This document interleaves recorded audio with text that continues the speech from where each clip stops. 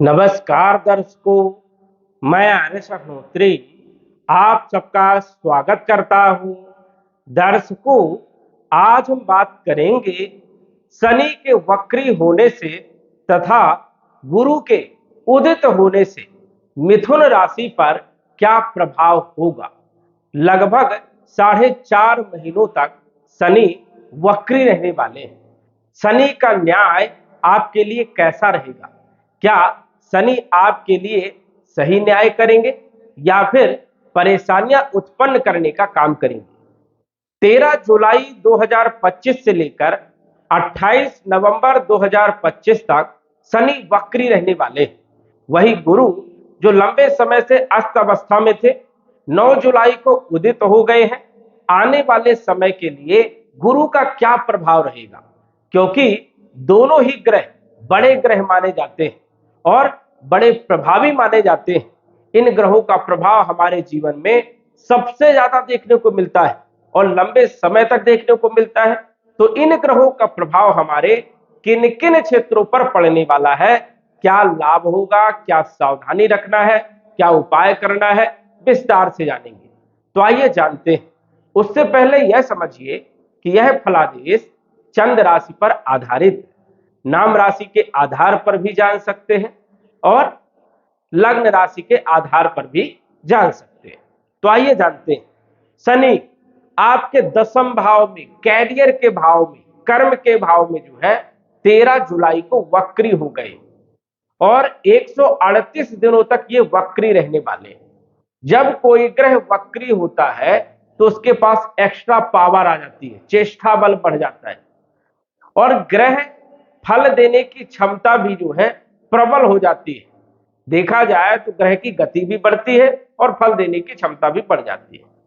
शनि वैसे तो 1 महीने में 1 ही डिग्री गोचर करता है, लेकिन जब वक्री होता है तो 1 डिग्री से ज्यादा गोचर करता है 1 महीने में।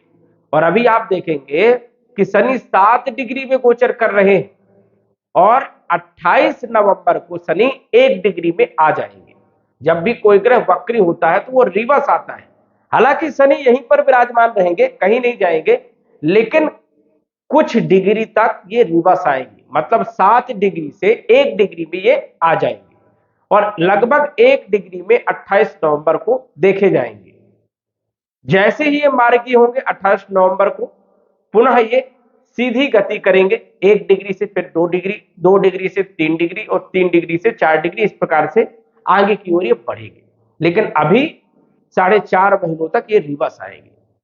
पिछले जो फल शनि देने वाले थे, किसी कारण बस नहीं दे पाए, अब ये वक्री टाइम पे देने का काम करेंगे। यदि आपने बहुत संघर्ष किया है, मेहनत किया है और आपको रिजल्ट नहीं मिला, तो ये समझिए कि शनि जो वक्री हुए हैं आपके कर्मों का फल देने के लिए वक्री हुए हैं।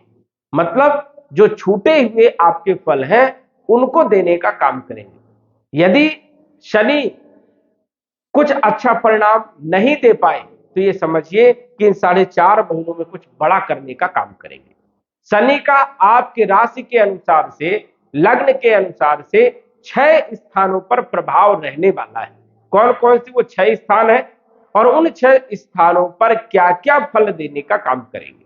जैसे शनि आपके 10वें भाव में 7 डिग्री में है और आप देखेंगे कि अगस्त के महीने में 6 डिग्री में आएंगे, सितंबर के महीने में 5 डिग्री में, 4 डिग्री में आएंगे और नवंबर के महीने में 1 डिग्री में आएंगे। मतलब रिवर्स आएंगे। जो पिछले समय में पूर्ण रूप से फल नहीं दे पाए वो फल देने का काम करेंगे। दूसरी बात, शनि आपके 8वें भाव के भी मालिक है, 9वें भाव के भी मालिक है, 10वें भाव में विराजमान है, तो इन तीनों भाव के फल देने का काम करेंगे। साथ ही साथ शनि की तीसरी दृष्टि, 1 2 3, तीसरी दृष्टि 12वें भाव में पड़ रही है, 12वें भाव के भी फल देने का काम करेंगे।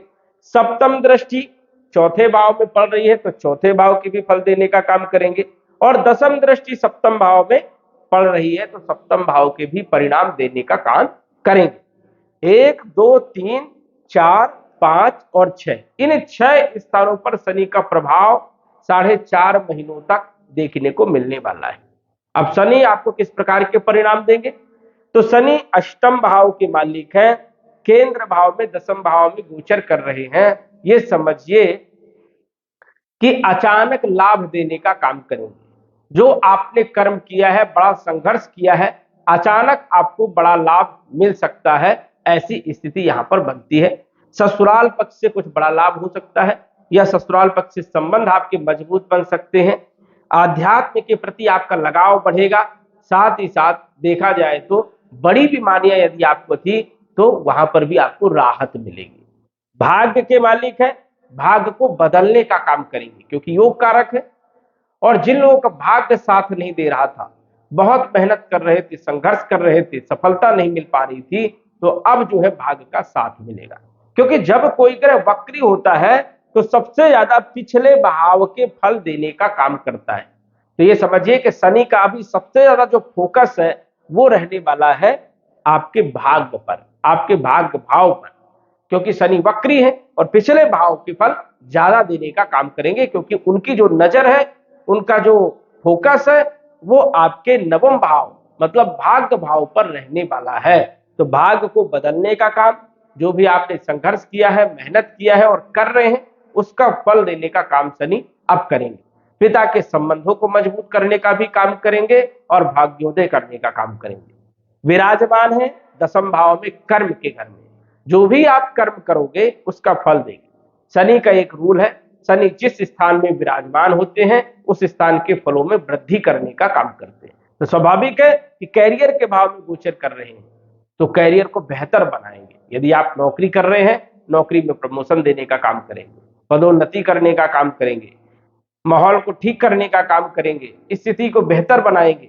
यदि आप व्यापार कर रहे हैं, व्यापारिक स्थिति को सुधारने का काम करेंगे। स्वयं का काम कर रहे हैं, उसमें भी अच्छी स्थिति रहने वाली है। या कोई नया काम प्रारंभ करना चाहते हैं तो अच्छी ग्रोथ देने का काम करेंगे। मतलब शनि आपके कैरियर को बेहतर करने का काम करने वाले हैं इन 4.5 महीनों तक। शनि की तीसरी दृष्टि 12वें भाव में पड़ रही है। 12वें भाव में शनि की दृष्टि होने के कारण देश विदेश से कुछ न कुछ बड़ा लाभ मिलना या विदेश के योग बनना, विदेश की स्थिति को बेहतर करना। हालांकि शनि की दृष्टियां अशुभ मानी जाती है, लेकिन जब कोई ग्रह वक्री होता है तो दृष्टि का प्रभाव बहुत ही कम होता है, नाम मात्र का होता है, क्योंकि ग्रह का जो फोकस होता है वो पीछे वाले भाव में होता है। इस कारण से शनि की जो दृष्टियां हैं, जो दृष्टियों के कारण अशुभ परिणाम मिल रहे थे, अब उन दृष्टियों के कारण कोई विशेष नुकसान नहीं होगा। 12वें भाव में शनि की तीसरी दृष्टि होने के कारण विदेश से जुड़े हुए कार्य आपके बनेंगे। शिक्षा के लिए विदेश जा सकते हैं, नौकरी के लिए विदेश जा सकते हैं, अपॉर्चुनिटी आपको विदेश से मिल सकती है और थोड़े खर्चे भी आपके बढ़ेंगे, ये भी आपको ध्यान रखना है। शनि की सप्तम दृष्टि चौथे भाव में होने के कारण भूमि भवन प्रॉपर्टी से जुड़े हुए कार्यों में यदि बाधा आ रही थी या वाहन से जुड़े हुए कार्यों में बाधा आ रही थी, अब जो है आपको लाभ मिलेगा, बाधा समाप्त होगी, प्रॉपर्टी का योग बनेगा, मकान का योग बनेगा, वाहन का योग बनेगा और सुख प्राप्त करेंगे। दसम दृष्टि सप्तम भाव में होने के कारण, सप्तम अष्टम नवम दसम, सप्तम भाव में दसम दृष्टि होने के कारण, हालांकि दसम दृष्टि का प्रभाव बहुत कम होता है और वक्री हो गए हैं तो और कम होता है।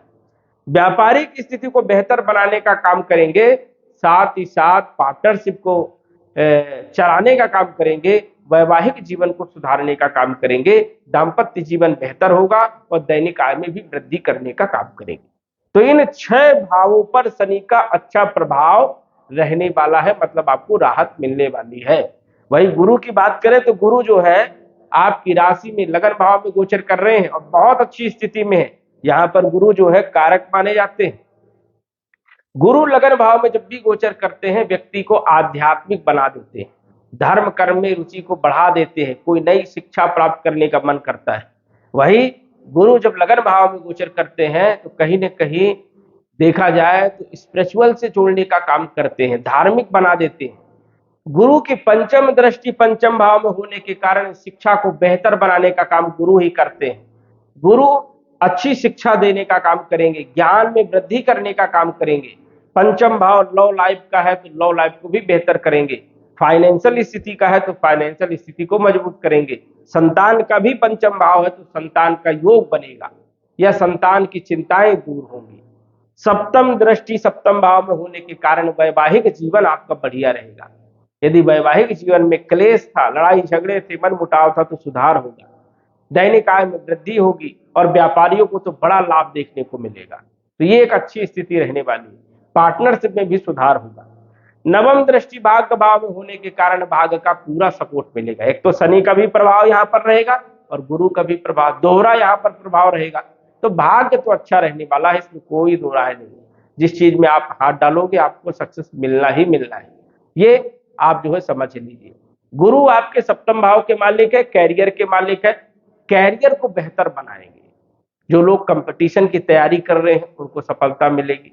जो लोग नौकरी के लिए प्रयास कर रहे हैं, नौकरी की स्थिति बेहतर होगी, व्यापार की स्थिति बेहतर होगी। मतलब कैरियर आपका बढ़िया रहने वाला है। और स्वास्थ्य के लिहाजा से भी समय आपका बढ़िया रहेगा, हेल्थ आपकी बढ़िया रहेगी। पद प्रतिष्ठा आपको मिल सकती है, मान सम्मान में वृद्धि हो सकती है। और स्थिति आपके लिए दोनों ग्रहों के लिए बढ़िया है, कोई विशेष दिक्कत वाली बात नहीं है। लेकिन यदि महादशा अंतर्दशा शनि राहु या मारक ग्रहों की है तो बदलाव कम देखने को मिलेगा। वैसे तो गोचर में दोनों ही ग्रह अच्छे हैं, लेकिन महादशा अंतर्दशा का प्रभाव बहुत ज्यादा होता है। यदि महादशा अंतर्दशा खराब स्थिति में है तो ये बदलाव बहुत ही कम देखने को मिलेगा। तो इसलिए योग कारक ग्रहों की महादशा होना जरूरी है, शुभ ग्रहों की महादशा अंतर्दशा होना जरूरी है, तभी ये शुभ परिणाम देखने को मिलने वाले हैं। तो दर्शकों, आज बस इतना ही। धन्यवाद। यदि आप अपनी कुंडली का विश्लेषण घर बैठे करवाना चाहते हैं तो दिए गए व्हाट्सएप नंबर से संपर्क करें। साधारण फीस जमा करके आप अपनी कुंडली का विश्लेषण फोन के माध्यम से घर बैठे ही करवा सकते हैं और जान सकते हैं अपने भूत, भविष्य और वर्तमान के बारे में। धन्यवाद। WhatsApp number 9479893911।